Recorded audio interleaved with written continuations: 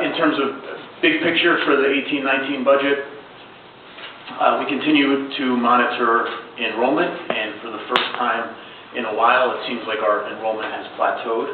So we're down some students from a year ago, and we're projecting to be about flat for next year. We'll see how that all shakes out. The high school is still increasing though, so I'll get to that in a second.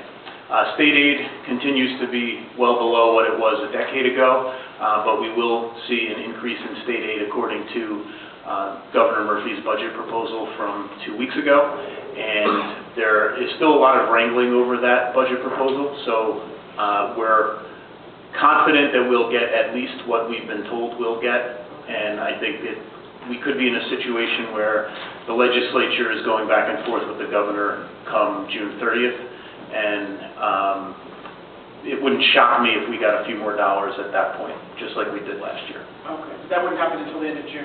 We wouldn't know until June or July. Okay. Health insurance costs continue to be really the primary driver that is putting pressure on the budget. And then, of course, our revenue is based almost entirely on the 2% increase over the prior year tax levy, along with waivers for anything we qualify for. And the only thing we qualify for in terms of a waiver is health insurance costs.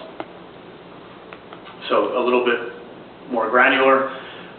Enrollment should be about flat, but Chatham High School continues to grow because the bubble is moving into the high school now.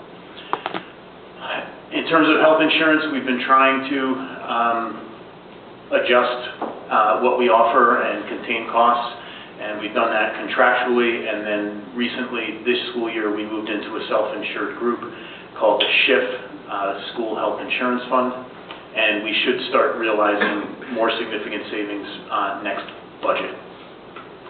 And then, again, the revenue is the 2% over the prior year tax levy and the increase in state aid. So just a snapshot of what enrollment has looked like past dozen years or so, and you can see we hit a peak in 16-17, and we're down a little bit off that peak, but still up pretty significantly from 10 years ago. The high school, though, because that bubble is moving into the high school, 18-19, I just projected.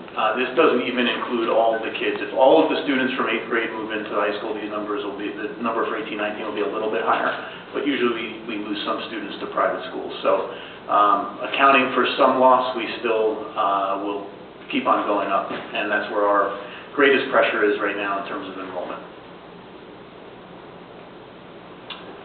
Health insurance, we've seen double-digit increases for several years running now, and that is what prompted us to look into alternatives, and so we moved into the School Health Insurance Fund, I should say, January 1st. There was an initial payment that we needed to make in order to get into the School Health Insurance Fund.